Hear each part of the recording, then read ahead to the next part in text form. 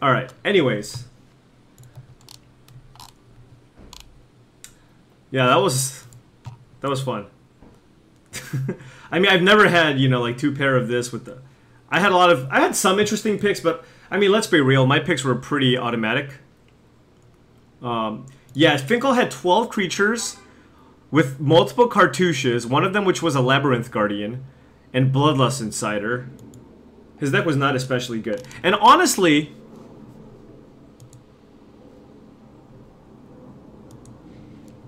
Yeah, Fro, so out of that pack, I took Lord of the Accursed, which is like slam dunk 10 out of 10 card for my deck.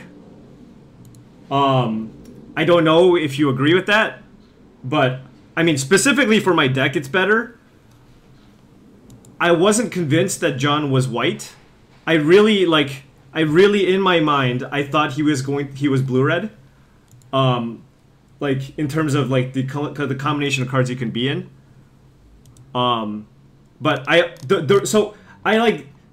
was like, he's very likely to be red because I saw no red cards. At the same time, it could also be Kenji, obviously, cutting off all the red, but clearly he's not white-black. Right? Clearly he's not white-black. I thought maybe him passing me the lay claim, the Kefnet, was an attempt to try to get me into being blue, and then going into blue. I thought that was on the table. And again, because of my first pick, I was able to protect myself a little better. Also, yeah, I mean, and my pack was stacked. I don't know if you guys saw my pack, but let's just go over the draft. And like at some point, it gets kind of ridiculous and it gets automatic. But my first pick was, you know, I had a lot of good cards in this pack. Take a look. I mean, this first pack has 1, 2, 3, 4, 5 like 6. If you count Splendid Agony, that's 6 cards that are reasonably early picks.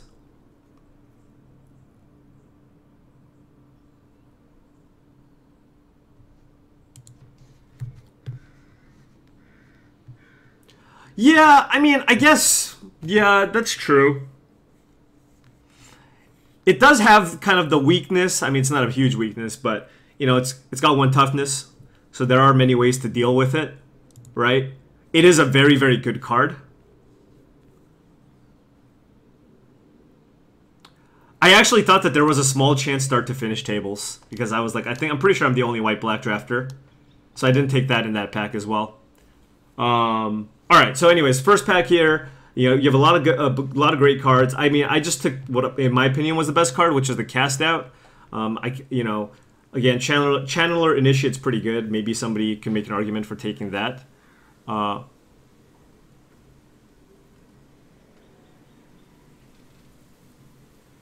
Yeah, not seeing him pass start to finish is pretty big.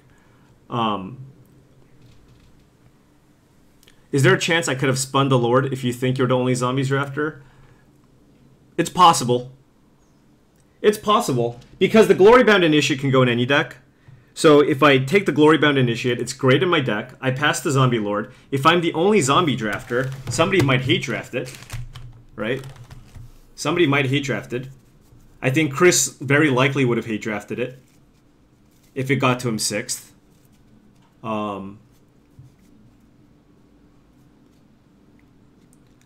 Yeah.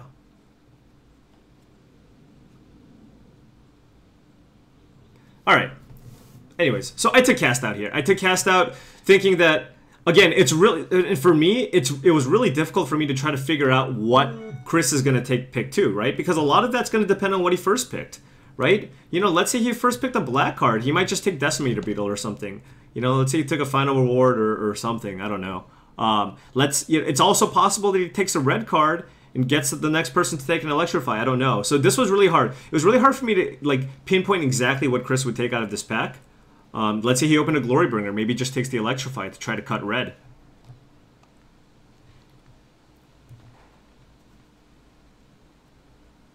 Okay, so this is the thing, Fro. I knew he wasn't the exact color combination of white-black because of the zombies he passed me, and I knew he wasn't in green because he passed me a Shafet Monitor like you know, I saw it twice. So like 8th pick, 9th pick. So I just thought it was really unlikely that he was going to be green, because when I thought about that pack, there just weren't a lot of other good cards that he could have taken. And I took the Shafet Monitor away because I passed the Channeler Initiate. So anyways, let's just go through this and...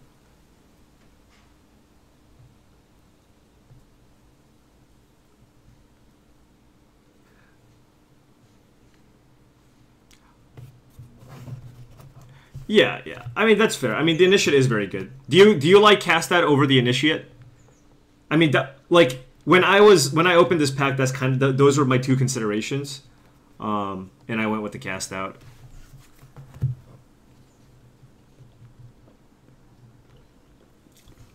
Man, maybe the ramp creature is better. I don't know. Cast out is pretty excellent though. All right. Here, I'll take out the show picks. Okay, so moving into the next pack. Really, there's only two clear choices here. Two, like, very, very powerful cards, better than basically everything else. I took the cast out, and I was basically staring at Lay Claim and start to finish. Cursed Minotaur's fine, White Cartouche is fine, Shafet Monitor, they're all fine. Even Initiate, too. I mean, they're all, like, you know, in that, like, almost always going to make your deck if you're that color, but, like, Lay Claim and start to finish are kind of... You know, when you look at cards like that, that's when, like, you go from your baseline of a deck full of a Cursed Minotaurs, for example, or, like, 5 out of 10s, to, like, above that range. So, being able to splash is a thing, sure. So, yeah, so then, like, you know, after my cast that, I was like, do I want to be blue-white and take the Lay Claim here, or do I want to take the start to finish? And I don't know. I really like start to finish. I mean, I think it might be a better card. I mean, Lay Claim is super powerful. It is expensive. There's a lot of X1s. The ambush is relevant. Finishing off a creature is relevant. You can also splash this, you know. Worst case scenario, it goes with my first pick. So I think this was reasonably close. And I ended up with the start to finish. Now, had I taken the Lay Claim, this draft could have gone way differently. This draft could have gone way... Like, it could have possibly changed the entire course of this draft. And we could have actually lost. And that's not to say that I did, like, some super smart, insane, next-level play. It's just saying, like, had I taken the Lay Claim, I might have pushed myself into being blue instead of white-black, and then I might have passed the Servants. Yeah. Had I first picked the Channeler Initiate, I'd probably go... Yeah, I go with the Lay Claim then. Definitely. Because I think it's enough better than the Shafet Monitor, and I pass the start to finish. So I took that. Oh, you like start to finish despite that? Interesting. I mean, I guess in an 8-man draft this is nice because you can ramp into it. But sure. I think both of these uncommons are very good. Had I taken this into that, what would I have taken in the next pack? Maybe the Kefnet. We have the ramp. I don't know.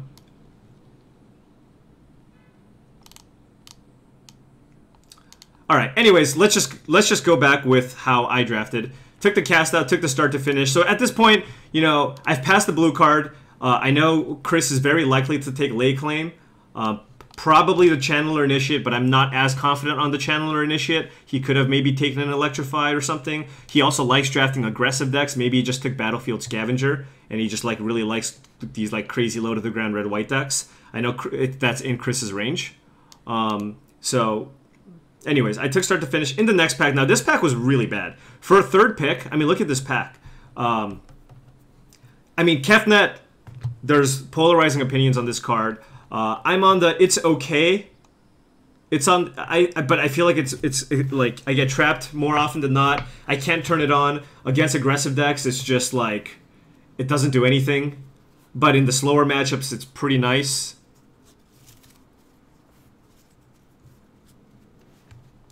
So I went with the Horror of the Broken Lands just to kind of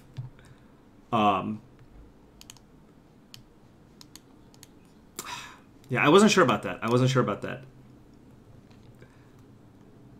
If I continued to see a lot of good blue after this, I probably would have started taking them, knowing that Chris is likely to have taken the Lay Claim and the Kefnet. But I think this one was like probably one of the more difficult picks I made, actually. we had Kefnet versus Horror. And Horror wasn't super powerful by any means in my deck, but it was fine. And I don't know how good the Kefnet ended up being for Chris. So yeah, I took Horror of the Broken Land here. I think that was really the only 2 picks, honestly. Everything else was kind of medium. I didn't know I was going to be like crazy white-black zombies, so I didn't really want to take, you know, Ketra's name this early. But then, this is the point where literally the draft becomes automatic. Now, keep in mind, you know, let's just say hypothetically I took Channeler Initiate into the lay claim into Kefnet, right?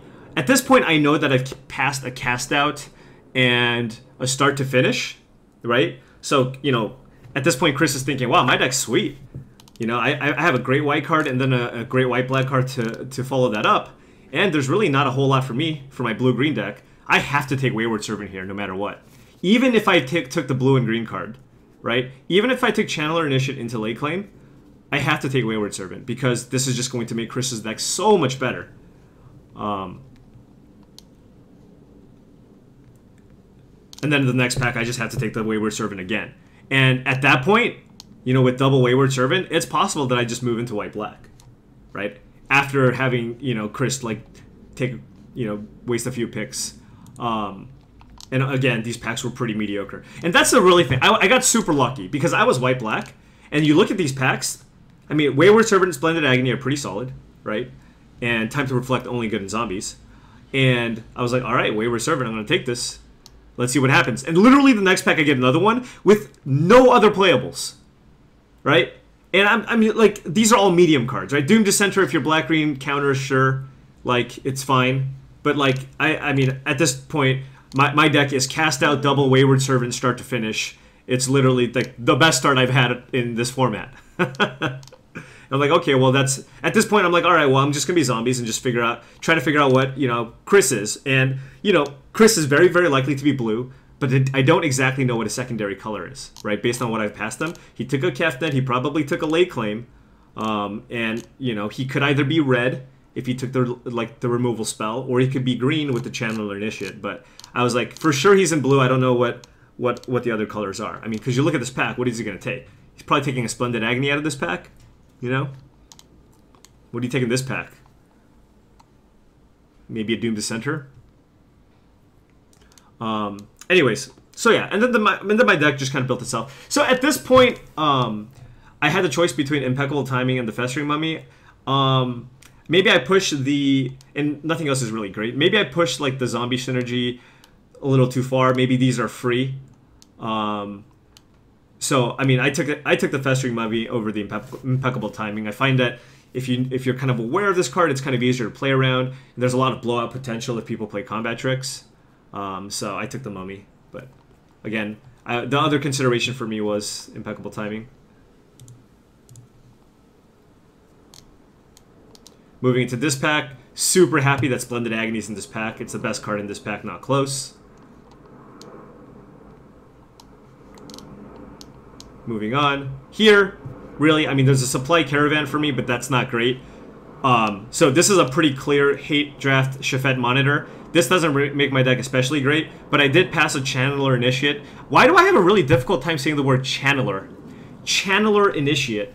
First pick. So I don't want Chris to, you know, go Channeler Initiate and also have Shafet Monitor and keep himself open to, you know, drafting a bunch of different colors and hate drafting. So I took the Shafet Monitor here. This is pretty obvious hate draft. In this pack, you know, Ketra's name, ding, ding, ding. Let's see if we can get there in the zombies. Next pack, Time to Reflect. Again, bunch of medium cards. Moving here, take the Shed Weakness as it's the only playable. Painful Lesson. Ephro took it, so it can't be that wrong.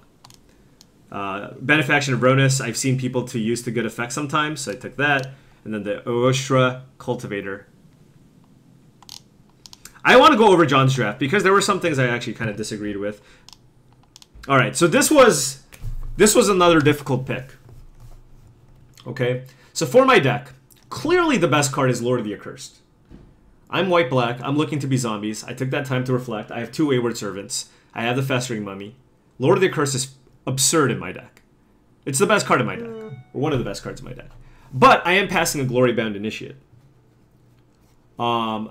I'm not too concerned about start to finish going to Jon, because he passed me a couple of Wayward Servants, so he could play it, but he'd have to splash to black. So I'm pretty confident that start to finish is going to go through Jon, or he's gonna hate draft it. But I am passing him a real threat in Glorybound Initiate, and I know he's not in zombies, so Lord of the Accursed will go through him.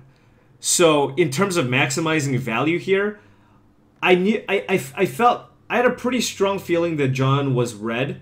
Wasn't 100% sure on his second color. He did pass me some blue cards, so I was thinking that Jon was trying to get me to take those blue cards and move into blue, right? So I thought I couldn't, and he wasn't green. So he was probably some combination of red, white, and blue. That's kind of what my thought was, because he passed me a Splendid Agony really late as well. And if he was in black, he would have taken that card. So he's not black, he's not green. I haven't seen a lot of red. And then again, he could be either white or he could be blue, because he didn't pass me like a ton of great white either. So I think to maximize value, it might actually be correct here to take the Glorybound Initiate, because I know for sure the two uncommons, they're not going to be great in his deck, but the Glorybound Initiate has a real chance of it being a bomb in his deck. So this could have been a mispick. I took the Lord of the Accursed because I'm greedy. And I opted to maximize like my win percentage potential. I mean, obviously Glorybound Initiate's also great, but I think it might have been correct to take the Glorybound here. I think that might have been the actual pick. But I took, of course, the Lord of the Accursed, which made my deck very, very nice. And Jon ended up actually just hate drafting the Glorybound Initiate in this draft. And I think Jamie Parke took the start to finish and splashed the finish side of it. So he was solid red-white. I thought there might be a small chance like that this would table. And then this is the pick that, yeah. Yeah. Liliana's Mastery. That just happened. You shouldn't do that. You really shouldn't. I think this was probably the worst pick of the draft, in my opinion. Sorry, Chris. It's just you haven't seen a single black card come. You've seen almost zero black come from my side in pack 1. So really good chance that I'm black. You haven't seen a whole lot of white either. If you were kind of trying to narrow down the color combinations that I was in, it would probably be black, white, or red. I passed you some blue cards. Maybe I'm trying to cut you off, but you've seen almost zero black. And if you know that the person you're passing to in pack 2 is in black, well, don't really want to be passing Liliana's Mastery. And, I mean, Chris took a great card. He took Angler Drake. He took Angler Drake, which is a great card for his deck. Very, very good card. There's a reasonable chance that I'm not in blue, right? I pass him a lot of like random filler blue cards late. I pass him the late claim into Kefnet. It's also possible that I try to hook him and pass him those blue cards. But it's far more likely that I'm black. So I think taking the Liliana's Mastery is probably what you need to do here, because that is the type of card, it's so dangerous, because there is a chance I'm zombies. And if I'm zombies, Liliana's Mastery is just the best card in the deck. So, yeah, I take the Liliana's Mastery. And then, of course, it gets, you know... Oh, no. Oh, this was also kind of a cool pick. Nothing too crazy, but it's pack 3 for me. This pack is pretty bad for me. There's a Wander in Death and a Cartouche of Solidarity, which are fine cards. And if this was an 8-man draft, I would have taken these cards. Probably Wander in Death. I do like that card. But, again, I saw no red cards in pack 1. So I thought there was a good chance Jon was in red. You have to weigh it. You have to figure out what you see pack 1. And I was like, well, I feel like Jon is in red because I didn't see a lot of red cards. So I'm going to just take this Deemworthy. Because these cards are fine, but this is like, you know, a premium removal spell. And it worked. I mean, Jon was blue-red, so that ended up working out. Moving on to the next pack, we're black-white. A couple of reasonable picks here. We have Cartouche of Solidarity, Grimstrider, Soul Stinger, and I guess Unburdened. But I take the Grimstrider. Feel like I'm probably going to have a lower curve beatdown with zombies. Grimstrider's pretty nice. Also, I saw Fro doing this with a similar pick, so I just copied him. I'm not going to lie. All right, moving on. Okay, so this was kind of an interesting one. This was a kind of an interesting one. So this pack is medium. I mean, we had the better cards are like the green cards here, We have a Synchronized Strike, which is a premium combat trick, Initiate's Companion, and Sacred Cat. And at this point, I had some zombies, but I wanted more to really push that synergy, especially with Liliana's Mastery and Double Wayward Servant. So I took Sacred Cat, because at the time I thought I needed more zombies, and if I'm playing against an aggressive deck, it's a reasonable sideboard card. And the reason why I didn't just hate draft the Synchronized Strike here is I was pretty confident that Jon wasn't in green.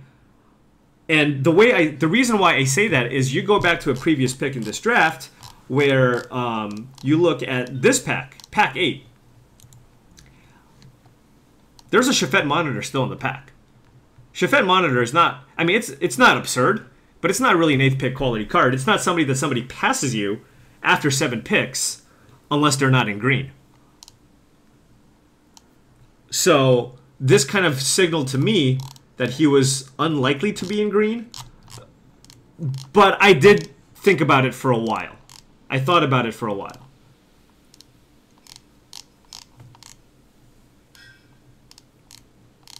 So I ended up taking, and it ended up working out. I mean, I never boarded this in, but Jon ended up hating the Synchronized Strike.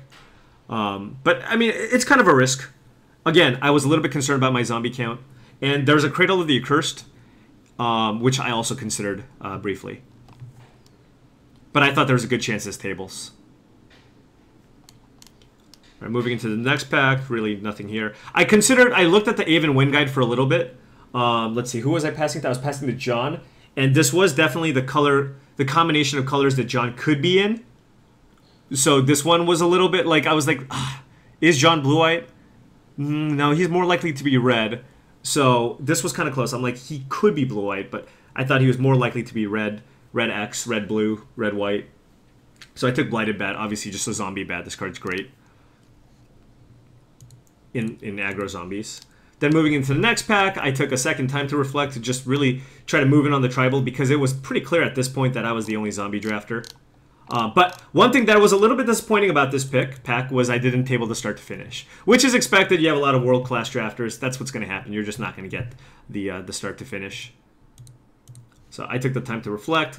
Could have considered one of these two cards. Moving on here, nothing absurd. Ronus' Monument, some people really like, but I took a Vizier of Remedies because if I play against the black deck with, Cartouche of Ambition, cards like that, Vizier of Remedies could be a reasonable sideboard card. At this point, I already had a Painful Lesson, and I wasn't really interested in a trick like Mighty Leap, so I took the Vizier.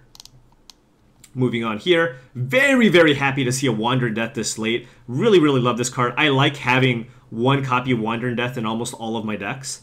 Was super excited to have this table. Moving on, really happy to get Soul Stinger late. I mean, that's an absurdly late Soul Stinger too. 5 cards left. Moving on here, take the Cradle of the Accursed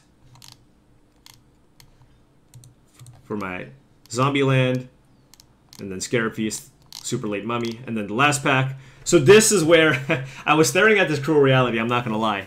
And the only reason why I stared at this is because Ben Stark was talking about how awesome this card is. And let me tell you, I agree with Ben on a lot of things, and I even changed my opinions on a lot of things based off of what he says.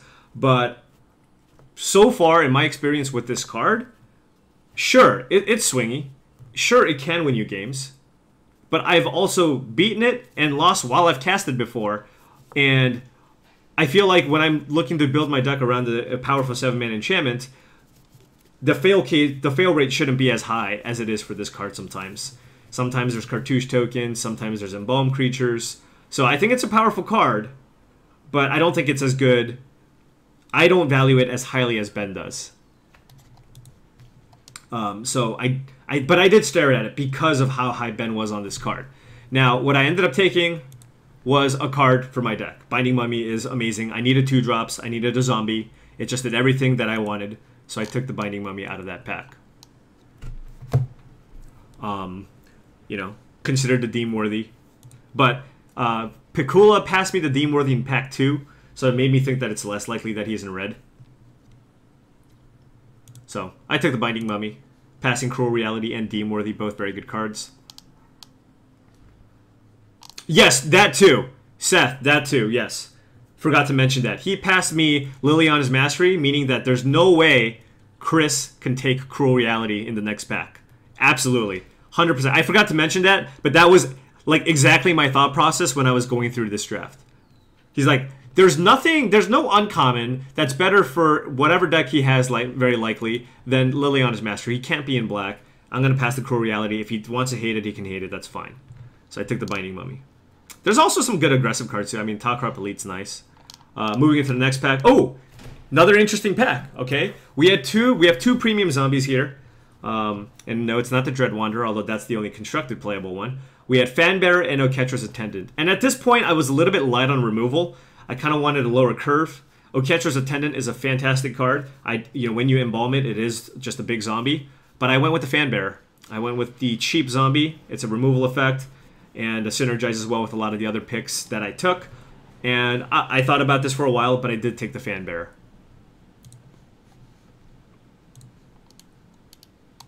Moving on. Whew. This pack, though. I was just like, oh my god, I'm in heaven. I'm in heaven.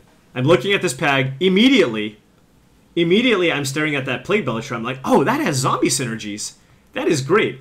And then I kind of looked at the rest of my deck, and I'm like, for the most part, this Plague Belcher is just an over-glorified Cursed Minotaur.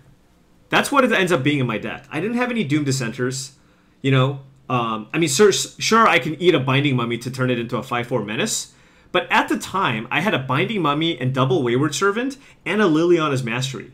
So I want to create as many zombie tokens as possible. I have the ability to play Stir to Sands, drain my opponent for 3, or tap down all their creatures, and they could all be 3/3s. Also, if I have a Binding Mummy in play, I can also cycle Stir to Sands to tap things at instant speed. So I took the Stir to Sands here. I think in black-green, Plague Belcher's better. But in my deck, Stir to Sands is a lot better. Like, for example, in Marshall's deck, Plague Belcher would have been sweet. Did he have it in his deck? Oh, no, I think he did. Yeah, because he had, like Doom Dissenters and such. Moving on here. No card for me. There's a Cartouche of Solidarity, which is better in, like, kind of more red-white aggressive decks, but not great for my deck. And this was actually a tricky pick for me. And I don't know if I got it right. So I know that it's very likely that Chris is in blue, right? I know that, and I thought he's probably in blue-green, but I wasn't 100%. But I knew he was in blue. He could have a Cycler deck, and I just didn't want to take the chance that, like, the Drake Haven ends up being like a fantastic card in his deck, and our, like, entire team loses to it. So there was that. Also,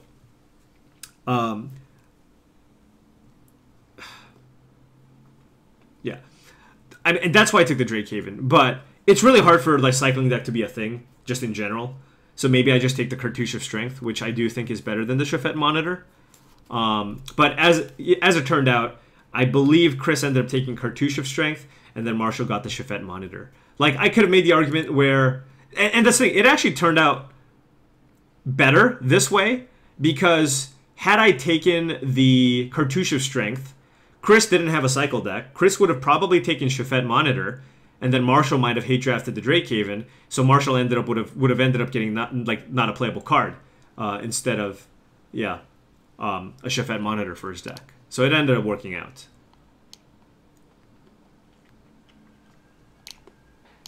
All right, and here I messed up.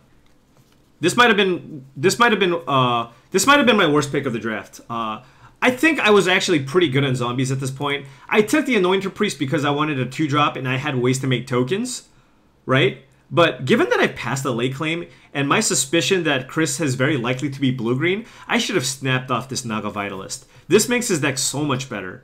Like, this may not even make my deck. This actively makes Chris's deck like better, you know? Like, it might go from a 5 to a 5.5 just for having this Naga Vitalist in his deck. So this was probably my biggest mispick, and I should have taken Naga Vitalist here. And then this is obviously a gift. I mean, I was jumping out my seat when I got a 6-pick Binding Mummy. Pretty clear Binding Mummy there. Here, take a Cartouche of Ambition, as it's the best card. Dread Wanderer tabled. Doing it! And then Miasmic Mummy. I mean, this is just ridiculous, right? Unburden. And then, yeah. So yeah, my deck was completely bonkers, and this was the end result. I mean, you know, let's see what my other considerations were. Like, I could have tried to be a little bit more dirtily. I could have played Anointed Priest. I could have played Cat. But I opted for Festering Mummy instead. But yeah. 13 creatures, but this is 14, this is 15, that's 16. I chose to play Horror of the Broken Lands just because I have a Wandering Death. So like this could more consistently get 2 cards. And it cycles early. So, yeah, this was my deck. 5 2-drops, all solid. Dread Wanderer 2, Festering Mummy, double Time to Reflect, which, like, usually is pretty hard to get to work, but in this deck it's phenomenal because I had, like, 11 zombies in my deck. Yeah. My only non-zombie being, like, Soul Stinger and Grimstrider and Horror. Yeah. So, in terms of my deck, yeah, this is a 9 out of 10 for a zombie deck. Now, in terms of my draft, I think a lot of it was pretty easy. I hate drafted a couple of spots. I hate drafted a couple of times in spots where I should have, but I definitely could have hated a little more. I think I could have taken Glorybound Initiate over Lord of the Accursed because Finkel was very unlikely to be in zombies, whereas he could have been in white, and the Glorybound Initiate could have been absurd in his deck. So that was probably a mispick. Of course, in an 8-man draft, I would have just taken the Lord of the Accursed, and I think that my mindset was too fixated on that. I was just like, zombie, zombie, zombie, Wayward Servants, zombie, zombie, zombie.